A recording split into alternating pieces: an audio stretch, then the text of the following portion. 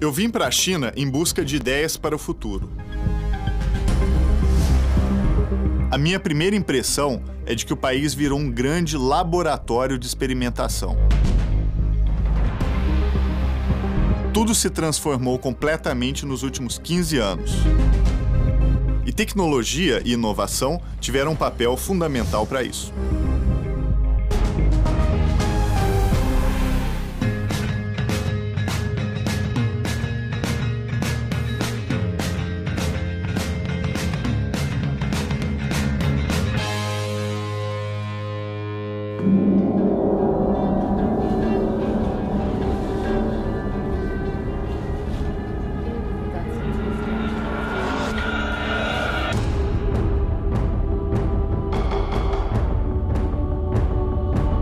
Antes da tecnologia, planejar uma cidade era uma tarefa bem mais simples. Carros eram só carros, pessoas andavam pelas ruas de forma desconectada e governo era só governo. Hoje, a gente chegou numa encruzilhada por causa do avanço tecnológico. Não é mais possível projetar uma cidade sem levar em consideração a camada do digital. A China é o país que mais tem enfrentado o dilema de utilizar a tecnologia no planejamento urbano. O país tem tomado várias decisões para integrar infraestrutura com serviços públicos e administração das cidades.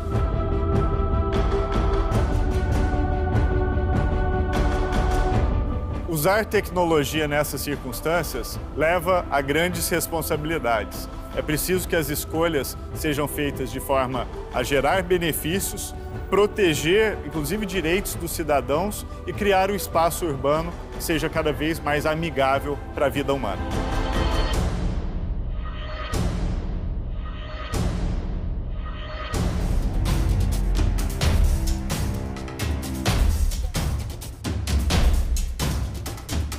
A gente está aqui no Centro de Planejamento Urbano da cidade de Pequim. Como dá para ver, é uma cidade totalmente planejada, que começa lá na Cidade Proibida, que está lá no centro, e a partir de lá tem 6 anéis, que são rodovias que cercam o perímetro urbano de toda a cidade. Esse tipo de planejamento não vem de hoje. A primeira vez que a cidade de Beijing foi planejada foi ali por volta do ano 1200, quando já se construiu aquele meio da cidade, da forma como ele é, até muito parecido como é hoje. E a partir daí, a cidade está se expandindo cada vez mais e já está pensando no que vai acontecer daqui a 1000 anos. É claro que Pequim também tem seus problemas.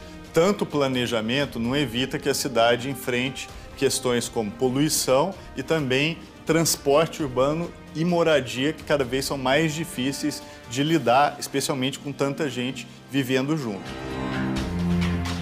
Para lidar com os desafios do transporte urbano, Pequim está usando soluções relacionadas à chamada internet das coisas. O que é isso? É quando você conecta equipamentos urbanos à internet, permitindo que eles troquem informação.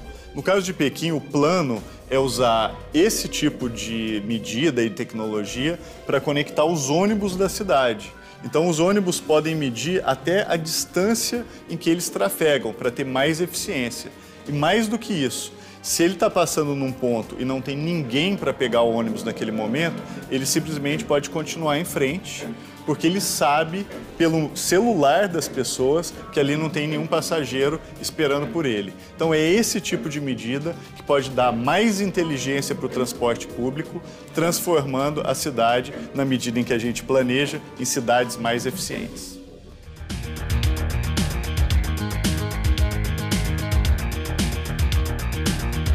Algumas empresas têm usado também tecnologia e inteligência artificial para diminuir o número de acidentes com caminhões e ônibus nas estradas.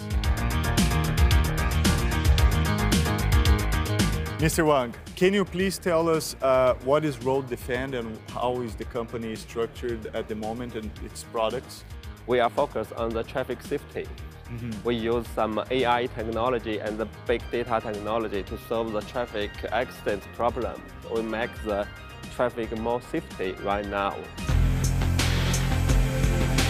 How does it work exactly? You can monitor how, for instance, a driver responds to the road, and if the driver is tired. You use AI for that too, right? Yes, we use some AI technology. We use two cameras watching the driver. When we use the AI technology to find the driver is fatigued or he have some bad habit, we could give some warnings directly to the driver, and also we could transmit all his behaviors to our platform. We could trigger the manager to give them a phone call, ask the driver to stop, have some rest. So according to this kind of method, we could reduce the accident. You probably work with bus drivers that transport a lot of people, right? So this is important, but also trucks. Commercial vehicles, Right. Because in commercial part, all those drivers need some management. It's formed like a company or a fleet or a logistic company. We do not control or manage some passenger cars. So with a small device in the vehicle, you can have access to the technology. All you need to have is like a small device, right?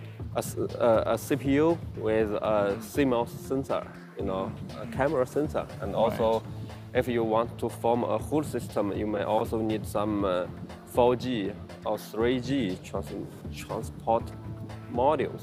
You're already operating in Brazil, right? Yes, definitely. It's just the start. Just the beginning. Because the Brazil have maybe over 5 million trucks. Right. In Brazil. That's right.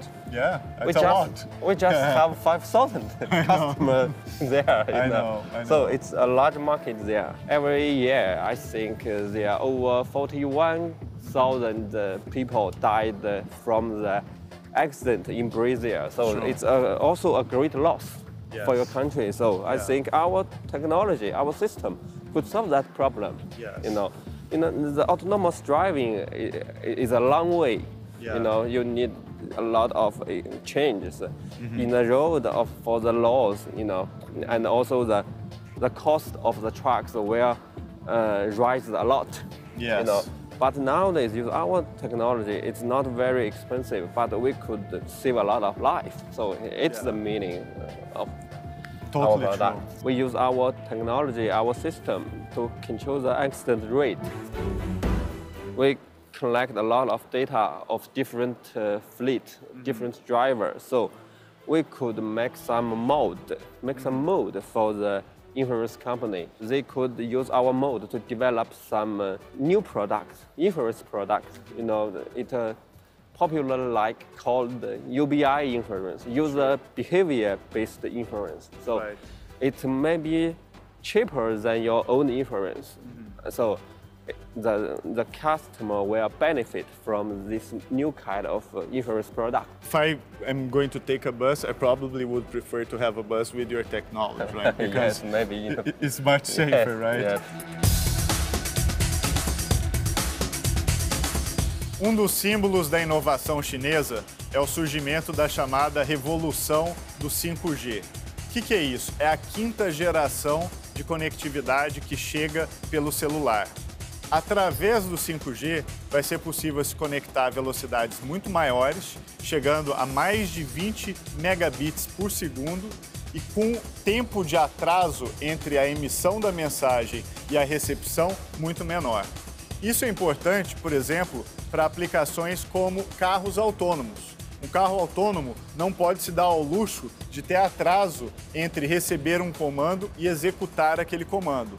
A mesma coisa vale para a telemedicina. Se alguém é operado à distância pela internet, precisa ter uma comunicação que é praticamente imediata. Além disso, o 5G vai ter impacto na forma como as cidades são desenhadas. Vai ter muito mais aplicações de cidades inteligentes e ele vira uma infraestrutura sobre a qual é possível inovar ainda mais e de forma mais rápida. A empresa que representa a revolução do 5G é a Huawei, empresa que inclusive está envolvida numa disputa comercial com os Estados Unidos. Essa empresa surgiu no mercado de eletrônicos na China, literalmente numa barraquinha, e cresceu para se tornar líder na fabricação de equipamentos de tecnologia e telecomunicações. Graças à velocidade e preço com que consegue trabalhar, a Huawei vem ganhando cada vez mais mercados. O resultado disso é que a China hoje lidera a implementação do 5G. O país tem hoje 14 pontos de 5G para cada 10 mil habitantes. O 5G é como se fosse uma corrida e certamente a China é quem largou na frente nela.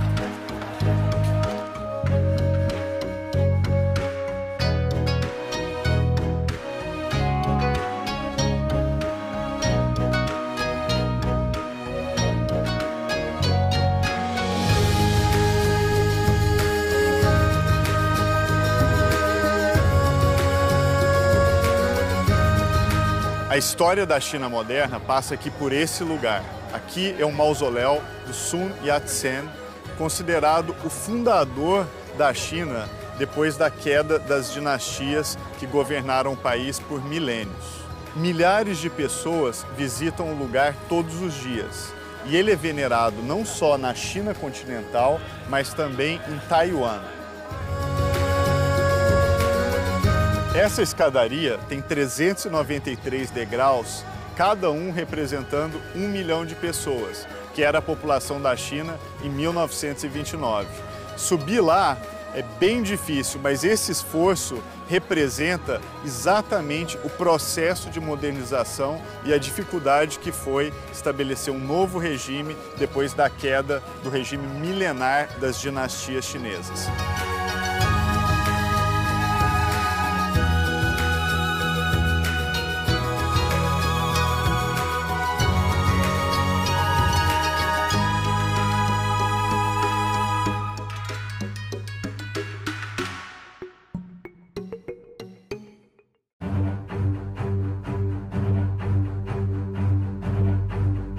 A gente vive hoje na era das mudanças e nada tem mudado mais rápido do que a vida nas cidades.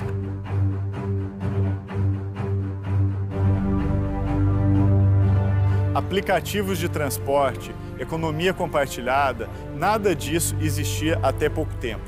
A questão é que hoje toda cidade vai ter que enfrentar o desafio do digital para o seu planejamento. Não é mais possível pensar cidade sem integração com internet e tecnologia.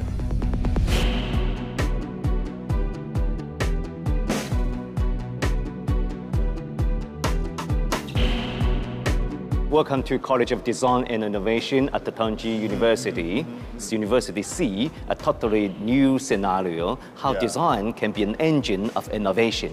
Now the school has a very important project to blur the boundary between the school and the community. Now 40% of our properties, 40% of our space actually located, embedded in, the communities in our neighborhood. Right. So in this way, university become a future community, community become the future university. What do you think is the role of universities in the transformation of cities? From my point of view, university, should be the engine of positive social change.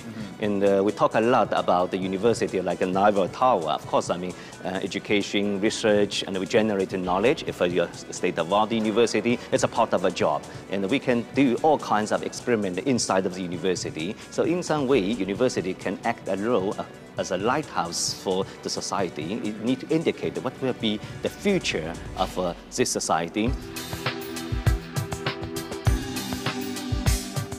This project here we found very interesting because you basically renovate old style construction and you add like another layer on top of it. Yeah, and for instance, urban-rural interaction, healthcare, smarter living, innovative education, and all of these things are big challenges today.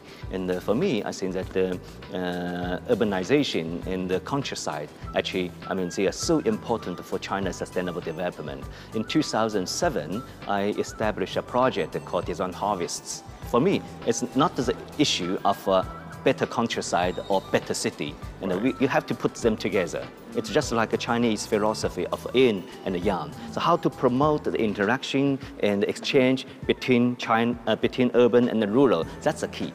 In China, we have now, more or less, 50% of a population basically based on countryside. And there's two ways of thinking. One is to look at it as a problem.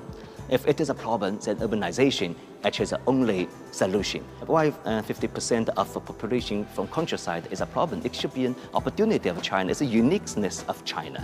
So, and China definitely can discover or adapt a brand new approach towards sustainability. So basically, that's our mindset. So the college, we systemically promote the project in the cluster of urban-rural interaction.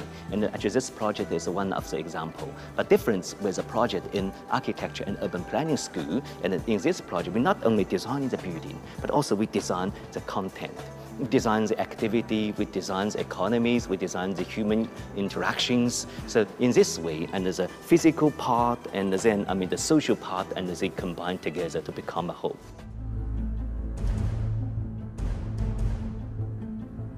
This city is named Luoyi Village, and it is a very small village, and it is very, very southern of China.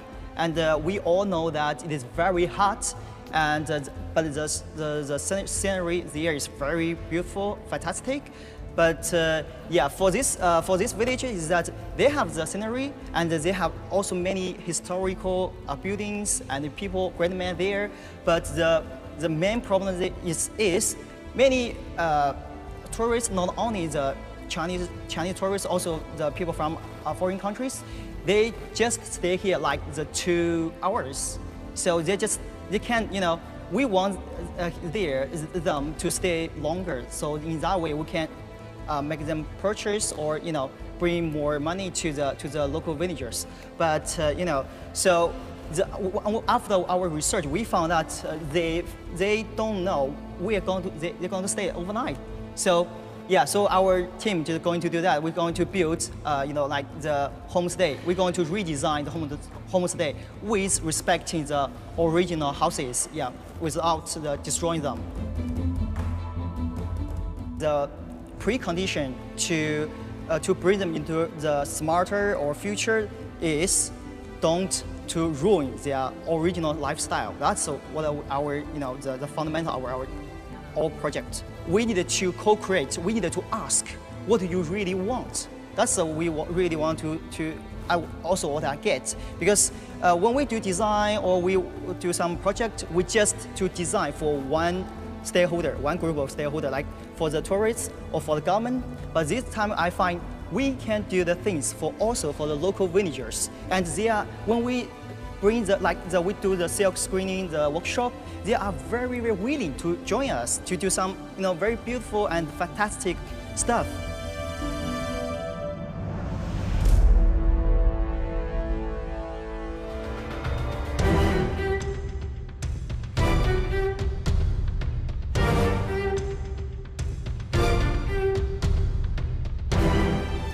A China é o país que mais se modificou nos últimos 10 anos. Aqui, tecnologia é uma realidade na vida urbana. Entender as escolhas que o país teve de fazer para integrar infraestrutura com tecnologia pode gerar lições e conhecimento que pode ser muito valioso para o Brasil.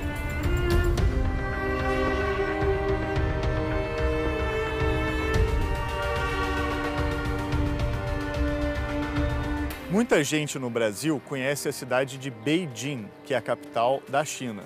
Mas pouca gente ouviu falar de Nanjing, que foi capital da China por muitos e muitos anos no passado. É chamada, inclusive, capital do Sul, o que significa Nanjing.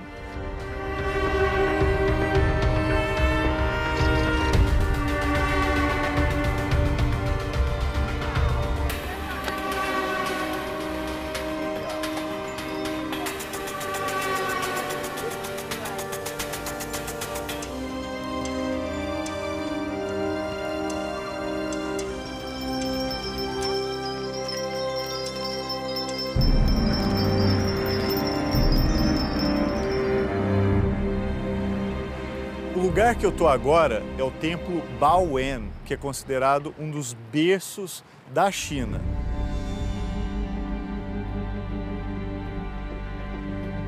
Aqui tem a famosa Torre de Porcelana, que era uma torre construída com esse material e que foi destruída por causa de rebeliões e acidentes naturais.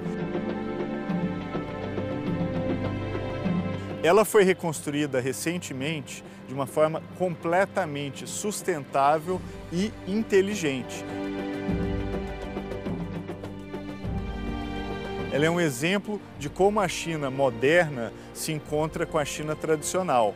Uma construção que é milenar, construída hoje com padrões que olham para o futuro, com arquitetura sustentável e com inteligência como um dos pilares da sua construção.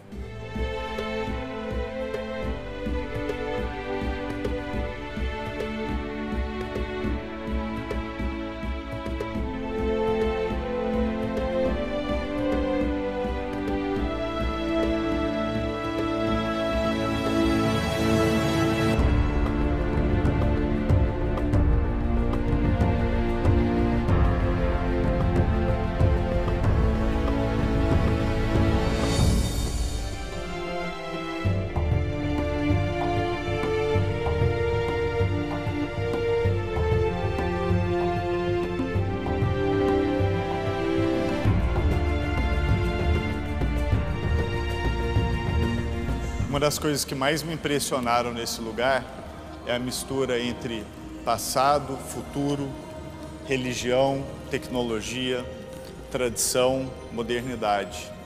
É difícil encontrar essa mistura em outros lugares, porque aqui eu acho que elas convivem em harmonia, sem que um seja necessariamente mais importante do que o outro. Um olhar para o futuro, mas sem perder a noção de que é importante também entender o que veio antes para construir o que vai vir depois.